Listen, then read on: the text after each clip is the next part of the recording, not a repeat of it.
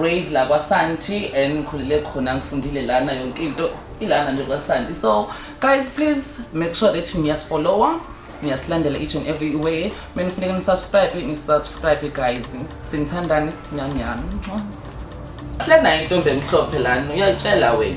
So besikhuluma ke lana ukuthi guys, yes, siyagowa lana umjolo uyi-flop problem kubi yabona. Uyagowa vele. Uyagowa asebenzi kahle. Sihlangane notshwala.